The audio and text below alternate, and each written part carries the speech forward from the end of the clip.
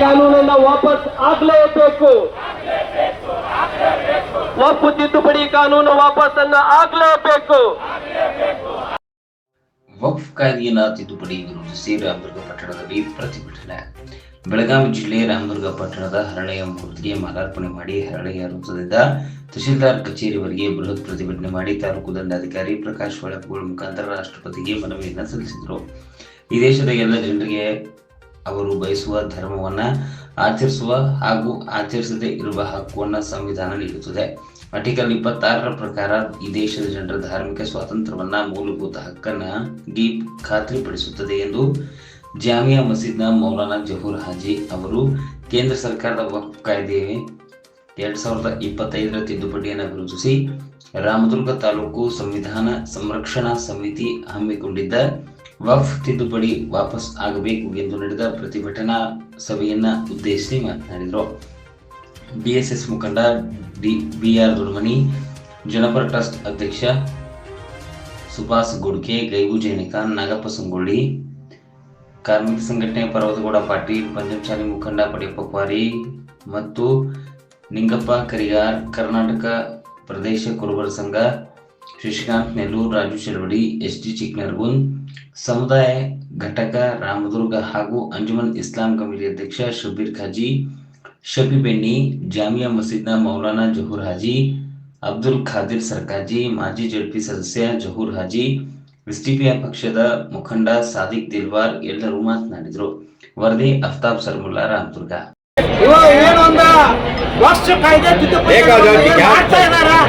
ಆ ತಿದ್ದುಪಡಿ ನಮ್ಮ ವಿರೋಧ ಇದೆ. ಯಾಕೆ ವಿರೋಧ ಇದೆ ಅಂದ್ರೆ ಇದು ಅವರ ಅಪ್ಪನ ಆಸ್ತಿ ಅಲ್ಲ, ಇದು ನಮ್ಮ ತಲಾಂತರದಿಂದ ಬಂದಂತ ಆಸ್ತಿ ಐತಿ. ಇವತ್ತಿನ ಆಸ್ತಿ ಇದ್ರೆ ಕೇಂದ್ರ ಸರ್ಕಾರಕ್ಕೂ ನಾ ತಯಾರದೇನೆ ಕೊಡಾಕ ನಂದು ಅಸ್ತಿತ್ವ ಕೊಡ್ತೇನೆ. ಆದ್ರೆ ಇನ್ನ ಕೇಂದ್ರ ಸರ್ಕಾರದಿಂದ ಏನ್ರಿ ಆಸ್ತಿ ಕೊಟ್ಟಿದ್ರೆ ನೀ ತಗೋ, ನನಗೆ ತಕಾಲಿಲ್ಲ. ನಮ್ಮ ಪುರಾತನ ತತ್ವದಿಂದ ಬಂದಿದ ಆಸ್ತಿ ಐತಿ, ನಮ್ಮ ಹಿರಿಯರು ಕೊಟ್ಟಿರುವಂತ ಆಸ್ತಿ ಐತಿ.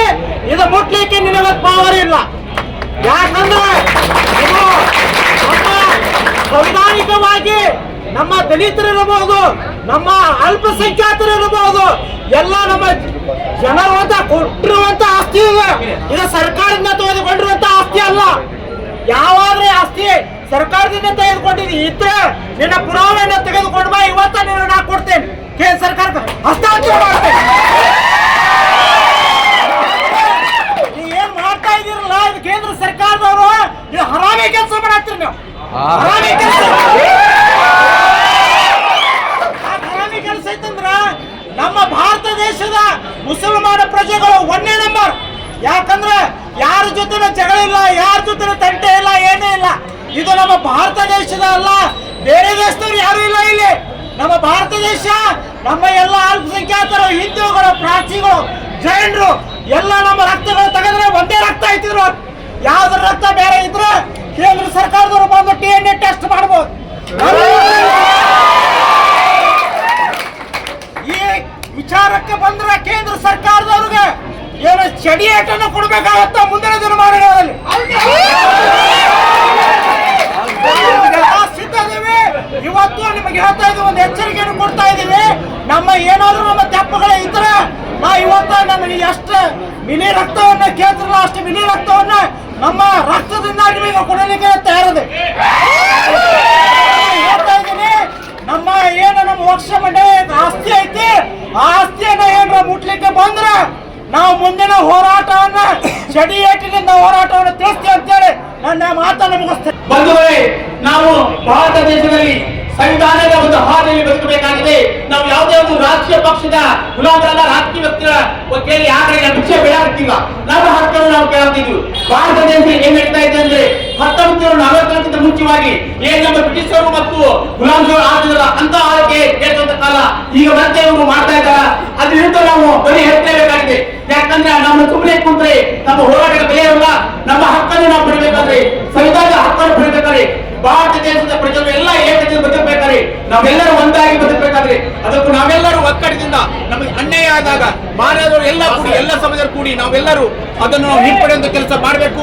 ಇಲ್ಲಿಂದ ಅದಕ್ಕೆ ನಾವು ದೊಡ್ಡ ಉಗ್ರವಾದ ಹೋರಾಟ ಮಾಡ್ತೀವಿ.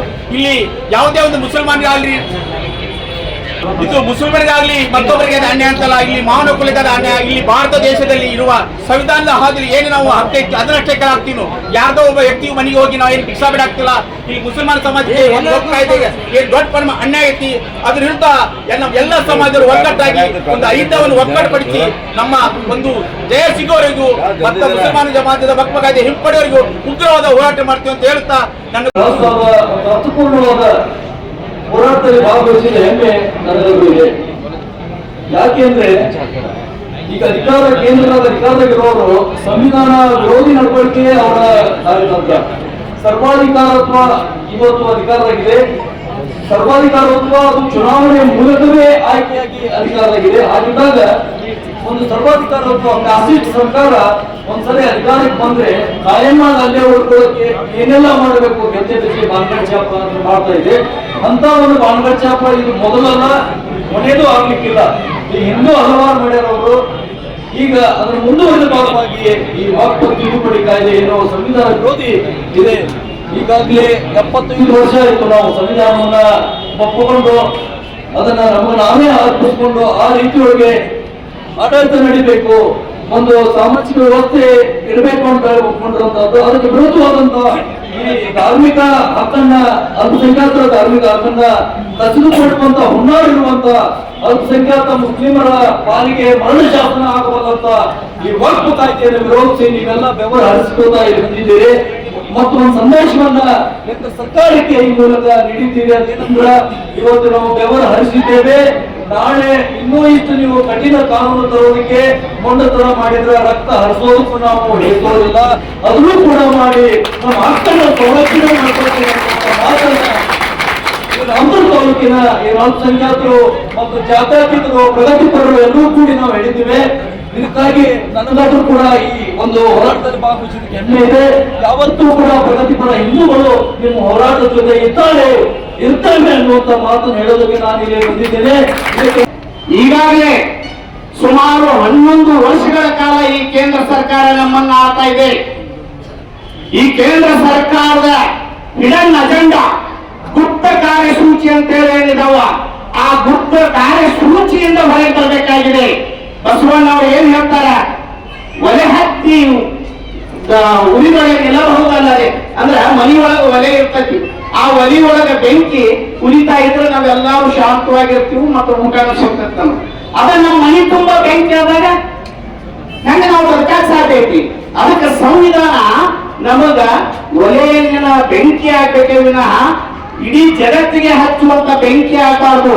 ಈ ನಿರ್ಧಾರವನ್ನ ಈ ನಮ್ಮನ್ನಾಳುವ ಜನರು ಏನದಲ್ಲ ಈಗಾಗಲೇ ಟಾರ್ಗೆಟ್ ಮಾಡ್ತಾ ಇದ್ದಾರೆ. ಟಾರ್ಗೆಟ್ ಇವತ್ತ ಅಲ್ಪಸಂಖ್ಯಾತರ ಮೇಲೆ ನಾನು ನಿಷ್ಠೂರವಾಗಿ ಖಂಡನೆಯನ್ನು ಮಾಡ್ತೀನಿ. ಯಾಕಂತಂದ್ರೆ 1, 2, 3 ಅಲ್ಲ, ಸಾಕಷ್ಟು ಉದಾಹರಣೆಗಳನ್ನು ಏನ್ ಅಲ್ಪಸಂಖ್ಯಾತರಂದ್ರ ಬರೀ ಮುಸಲ್ಮಾನರು ಅಲ್ಲ, ಆದ್ರೆ ಟಾರ್ಗೆಟ್ ಮಾತ್ರ ಮುಸಲ್ಮಾನರು.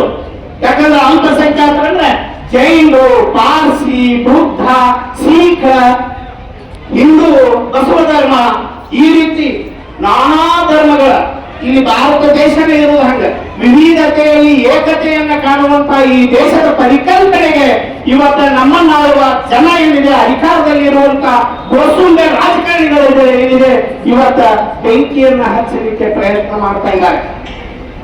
ಬಂಧುಗಳೇ, ಇವತ್ತಿನ ಅಲ್ಪಸಂಖ್ಯಾತರು ಇವತ್ತು ಈ ಒಂದು ಹೋರಾಟ ನೋಡಿ ನನಗೆ ಬಹಳ ಖುಷಿಯಾಗಿದೆ.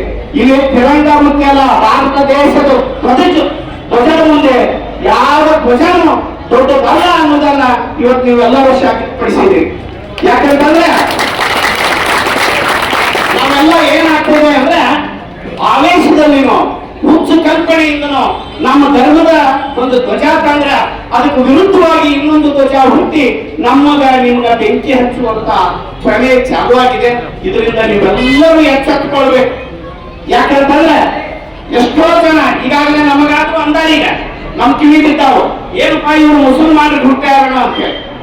ಮುಸಲ್ಮಾನರ ಕಾರ್ಯಕ್ರಮದಲ್ಲಿ ಇವ್ರು ಏನ್ ಬಹಳ ಮಾತಾಡ್ತಾರಲ್ಲ, ನಾವು ಮುಸಲ್ಮಾನರ ಪರವಾಗಿ ಅಲ್ಲ, ಮಾನವೀಯತೆಯ ಪರವಾಗಿ ನಾವು ಮಾತಾಡ್ತಾ ಇರೋದು.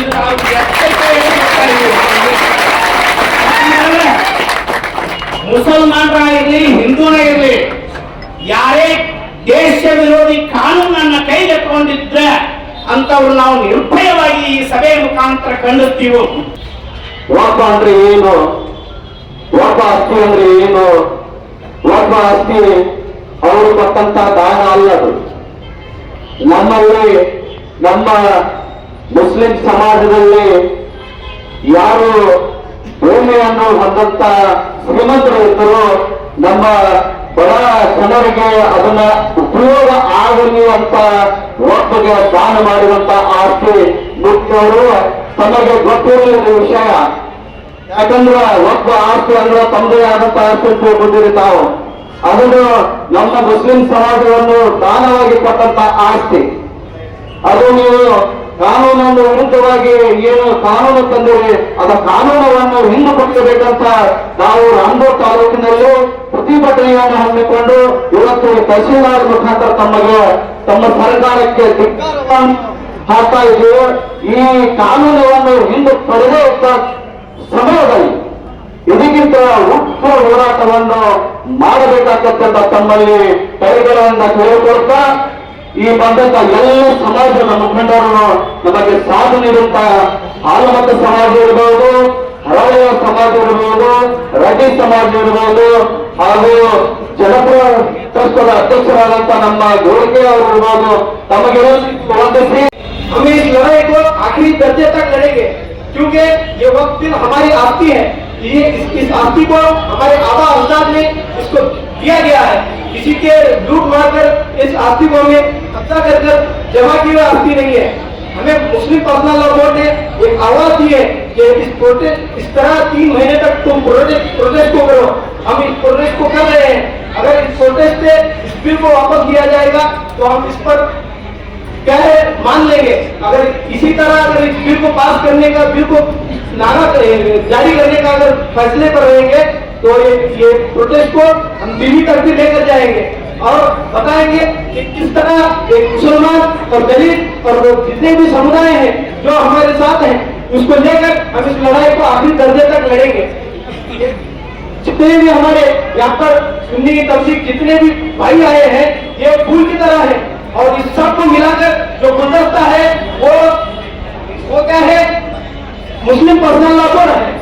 इतनी बात बताकर मेरी बात को खत्म कीजिए। ನೀವು ಮಾಡಿರುವಂತಹ ವಕ್ಫ್ ಕಾಯ್ದೆ ಸರಿಯಾಗಿ ಇಲ್ಲದೆ ಇರುವುದರಿಂದ ನಾವು ಅದನ್ನ ವಿರೋಧ ಮಾಡಾಕ್ತೀವಿ, ಅದನ್ನು ವಾಪಸ್ ತಗೋಬೇಕು. ಯಾಕೆ ವಾಪಸ್ ತಗೋಬೇಕಂತಂದ್ರೆ, ಭಾರತ ದೇಶದಲ್ಲಿ ನಮಗೆ ಸ್ವತಂತ್ರ ಸಿಕ್ಕ ಮೇಲೆ ಎಲ್ಲ ಸರ್ವ ಧರ್ಮೀಯರಿಗೆ ಆರ್ಟಿಕಲ್ 26 ಪ್ರಕಾರ ಅವರವರ ಧರ್ಮದ ಆಚರಣೆಗಳನ್ನ ಮಾಡ್ಕೋಬೇಕು.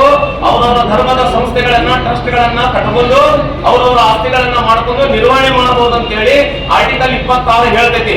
ಅದರಂತೆ 24, 25, 26, 27 ಈ ಎಲ್ಲಾ ಕಲಂಗಳೇನಿದಾವಲ್ಲ ಸಂವಿಧಾನದಲ್ಲಿರುವಂತಹ ಕಲಂಗಳು, ಈ ಎಲ್ಲಾ ಸರ್ವ ಧರ್ಮದವರಿಗೆ ಒಂದು ಸಮಾನತೆಯನ್ನು ಕೊಟ್ಟಿರುವಂತಹ ಒಂದು ಸಂವಿಧಾನ 1950 ಜನವರಿ 26 ಬಂದೈತಿ.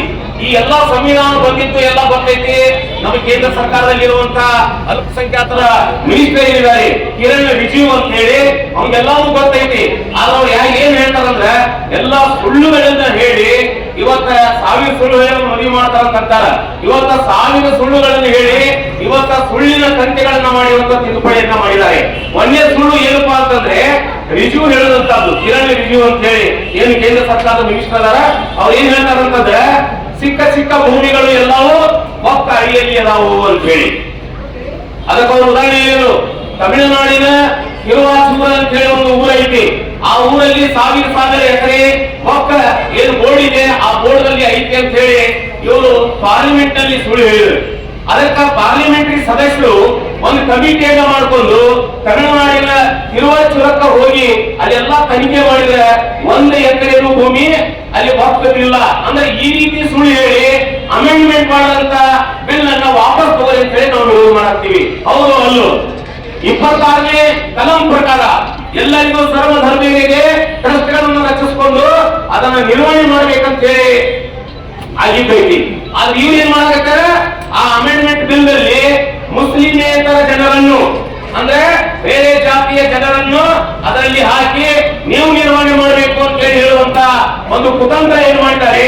ಅದರಿಂದ ವಕ್ಫ್ ಅನ್ನ ಏನು ಕಮಿಟಿ ಐತಿ, ಆ ಕಮಿಟಿ ತಾಕತ್ತನ್ನ ಕಳೆದುಕೊಳ್ತೈತಿ. ಈ ಪಾಯಿಂಟ್ ಇರುವುದರಿಂದ ಅದನ್ನ ನಾವು ಅದನ್ನ ನಾವು ವಿರೋಧ ಮಾಡಾಕತ್ತೀವಿ ಅಂತ ಹೇಳಿ ನಾವು ಮೋದಿಜಿ ಅವರೇ ನಿಮ್ಗೆ ಇಷ್ಟ ಹೇಳ ಬಯಸ್ತೀವಿ. 11 ವರ್ಷ ಆಯ್ತು ನೀವು ಅಧಿಕಾರದಲ್ಲಿ ಬಂದು ಜನಪರ ಕಾನೂನವನ್ನ ತಗೊಂಡ್ಬಂದ್ರೆ ನಾವು ಕೂಡ ನಿಮ್ಮನ್ನ ಬೆಂಬಲಿಸ್ತೀವಿ. ಏನ್ ಮಾಡಾಕತ್ತೀರಿ ಅಂತಂದ್ರೆ ನೀವು ಇವತ್ತು ಬರೀ ಅಲ್ಪಸಂಖ್ಯಾತರನ್ನ ಬೀದಿ ಮೇಲೆ ನಿಲ್ಸಿಲ್ಲ, ರೈತರನ್ನ ಬೀದಿ ಮೇಲೆ ನಿಲ್ಸಿದಿರಿ, ದೀನ ದಲಿತರನ್ನ ಬೀದಿ ಮೇಲೆ ನಿಲ್ಸಿದಿರಿ, ಪೊಲೀಸ್ ಇಲಾಖೆಯವರನ್ನ ಸಾಕಷ್ಟು ತೊಂದರೆಗಳನ್ನು ಕೊಟ್ಟು ಅವ್ರಿಗೂ ಕೂಡ ರಸ್ತೆ ಮೇಲೆ ಬರ್ತಕ್ಕಂಥ ಕೆಲಸವನ್ನು ಮಾಡಿದಿರಿ. ಸೈನ್ಯದಲ್ಲಿ ಭರ್ತಿಗಳನ್ನ ನಿಲ್ಲಿಸಿ ಅವರು ಹೋರಾಟ ಮಾಡುವಂತ ಸ್ಥಿತಿಯೆಲ್ಲ ತಗೊಂಬಂದು ನಿಲ್ಲಿಸಿದಿರಿ. ನಿಮಗೆ ಜನ ಪ್ರಶ್ನೆ ಮಾಡಬೇಕಾಗೈತಿ, ನೀವು ಯಾಕೆ ಈ ಕಾನೂನುಗಳನ್ನ ನೀವು ಜಾರಿ ಮಾಡಕತ್ತೀರ ಅಂತಂದ್ರ ನಿಮ್ಮ ಅಭಿವೃದ್ಧಿ ಶೂನ್ಯ ಐತಿ.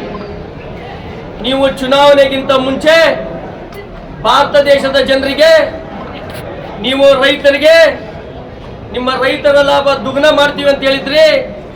ನಿರುದ್ಯೋಗ ವರ್ಷಕ್ಕೆ 2 ಕೋಟಿ ನೌಕರಿಯನ್ನು ಕೊಡ್ತೀನಿ ಅಂತ ಹೇಳಿದ್ರಿ. ದೀನ ದಲಿತರಿಗೆ ನ್ಯಾಯವನ್ನು ಒದಗಿಸಿ ಕೊಡ್ತೀನಿ ಅಂತ ಹೇಳಿದ್ರಿ. ಮಹಿಳೆಯರಿಗೆ ನ್ಯಾಯವನ್ನು ಕೊಡ್ತೀನಿ ಅಂತ ಹೇಳಿದ್ರಿ. ಇದು ಯಾವುದನ್ನು ನಿಮ್ಮ ಕೈಲೇ ಮಾಡಕ್ಕಾಗಲ್ದಕ್ಕ ಪ್ರತಿಯೊಂದು ಸಮಾಜದವರಿಗೆ ಅನ್ಯಾಯವನ್ನು ಮಾಡಿ ರಸ್ತೆ ಮೇಲೆ ನಿಲ್ಲಿಸಿದಿರಿ. ಯಾಕೆ ಭಾರತ ದೇಶ ಶಾಂತವಾಗಿದ್ರ ನಿಮ್ಮನ್ನ ನೀವು ಹೇಳಿದಂತ ಮಾತಿನ ಮೇಲೆ ನಡೀರಿ ಅಂತೇಳಿ ನಿಮ್ಗೆ ಪ್ರಶ್ನೆ ಮಾಡ್ತಿದ್ದೆ ಅಂತ ತಿಳ್ಕೊಂಡು ನೀವು ದಿನಾ ಎದ್ದು ಇಂಥ ಒಂದು ಕಾನೂನನ್ನ ತರಕ ಪ್ರಯತ್ನ ಮಾಡಾಕತ್ತೀರಿ. ಅದು ಯಾರು ಸಲುವಾಗಿ ಮಾಡಾಕತ್ತೀರಿ ಅಂತಂದ್ರ ಒಂದು ಅಂಬಾನಿ, ಒಂದು ಅದಾನಿ. ಇದರೊಳಗೆ ನಮ್ಮ ಒಬ್ಬ ಬಹಳಷ್ಟು ಒಂದು ಸಸ್ಪೆನ್ಸ್ ಅಂತಾರಲ್ಲ, ಒಂದು ಇಂಥದ್ದು ಒಂದು ಅಡಿಗೆ ಐತಿ. ಯಾಕಂತಂದ್ರ ಬಾಂಬೆ ಒಳಗ ಮುಖೇಶ್ ಅಂಬಾನಿ ಮನಿ ವಕ್ಫ್ ಆಸ್ತಿ ಮೇಲೆ ಐತಿ. ಅದರ ಮೌಲ್ಯ ಇವತ್ತು 1500 ಕೋಟಿ ಐತಿ. 1500 ಕೋಟಿ. ನೀವು ಮುಸಲ್ಮಾನರನ್ನ ರಕ್ಷಣೆ ಕೊಡಬೇಕು, ಮುಸಲ್ಮಾನರ ಅವರು ವಿದ್ಯಾವಂತರಾಗಬೇಕಂತೇಳಿ ವಕ್ಫ್ ತಿದ್ದುಪಡಿ ಕಾನೂನನ್ನು ತಂದಿಲ್ಲ. ನಿಮ್ಮ ಉದ್ದೇಶ ಇಬ್ಬರ ಏನು ಒಂದು ಶ್ರೀಮಂತರಿದಾರ ಅವನ್ನ ಇನ್ನ ಶ್ರೀಮಂತರ ಮಾಡಕ ಈ ಕಾನೂನನ್ನ ಜಾರಿಯನ್ನ ಮಾಡಿದಿರಿ. ಅದಕ್ಕೆ ನಾವು ಎಲ್ಲ ಸಮಾಜ ವರ್ಗದವರು ನಿಮ್ಮ ಈ ನೀತಿಯನ್ನ ಖಂಡಿಸಿ ನಾವು ಇವತ್ತು ಪ್ರತಿಭಟನೆಯನ್ನ ಮಾಡಕತ್ತೀವಿ. ನಮ್ಮ ಬಹಳಷ್ಟು ಸಹೋದ್ಯೋಗಿಗಳು ಬೇರೆ ಸಮಾಜದವರಾದ್ರು ನಾವು ಒಂದೇ ರಕ್ತದವ್ರು ಇದ್ದೀವಿ. ನಿಮ್ಗೆ ತೊಂದರೆ ಆದ್ರೆ ನಮ್ಮ ಜೊತೆ ಇರ್ತೀವಿ, ನಮ್ಗೆ ತೊಂದರೆ ಆದ್ರೆ ನೀವು ನಮ್ಮ ಜೊತೆ ಇರ್ತೀವಿ ಅಂತ ಏನು ಹೇಳ್ತಾರೆ ಅವ್ರಿಗೆಲ್ಲರಿಗೂ ನಾನು ತುಂಬಾ ಧನ್ಯವಾದಗಳನ್ನು ಹೇಳ್ತೀನಿ. और ये एहतजाज करने वाले सिर्फ मुस्लिम समाज के लोग नहीं, मुख्तलिफ समाज, मुख्तलिफ धर्म, मुख्तलिफ मजहब, मुख्तलिफ तंजीम के लोग मिलकर सबों ने बड़े पैमाने पर अंजुमन इस्लाम कमेटी बैनर तले ये अजीम जुलूस निकाला. इसकी वजह क्या, आप जरा समाप्त करें. दोस्तों, हमारा ये मुल्क हिंदुस्तान दुनिया का सबसे बड़ा जमहूरी मुल्क है. हमारे मुल्क की एक अजीम शान और पहचान ये है कि हमारे मुल्क में मुख्तलिफ रंगो नस्ल, मुख्तलिफ जात पात के लोग बड़ी तादाद में रहते हैं और बड़े अमन और शांति के साथ जिंदगी की सांसें लेते हैं. लेकिन अफसोस माजी करीब में हमारे मुल्क को बुरी नजर लग चुकी है और उसी का ये नतीजा है कि सिर्फ मुस्लिम समाज के लोग ही परेशान नहीं, दिगर और मज़ाहिब, दिगर और समाज के लोग भी किसी न किसी एतबार से परेशान हैं और सभी लोग दुख महसूस कर रहे हैं कि हमारे मुल्क में ये क्या हो रहा है. इसकी जमहूरियत को खत्म करने की नापाक साजिश रची जा रही है और बड़ी मेहनतों के साथ डॉक्टर अम्बेडकर साहब ने बड़ी ही जिद्दोजहद के साथ मुख्तलिफ मज़ाहिब के नुमाइंदों को साथ लेकर एक अटूट, मुस्तहकम, मजबूत कानून तरतीब दिया था. उस कानून की धज्जियां उड़ाई जा रही हैं और सिरे से उस कानून को खत्म करने की नापाक कोशिश की जा रही है. आज साजिश करने वाले की साजिश को समझने की जरूरत है. एक वक्त का मसला नहीं है। ऐसे नित नए मसाइल, ऐसे दर्जनों बलाएं, ऐसी मुख्तलिफ मुसीबतें माजी करीब में हुई और मुस्तकबिल में फिर हमारे सरों पर मंडलाने वाली हैं। हर अक्लमंद आदमी जानता है कि जब बस्ती में आग लगती है तो लपेट में सारे घर आ जाते हैं। आग किसी की अपनी नहीं होती,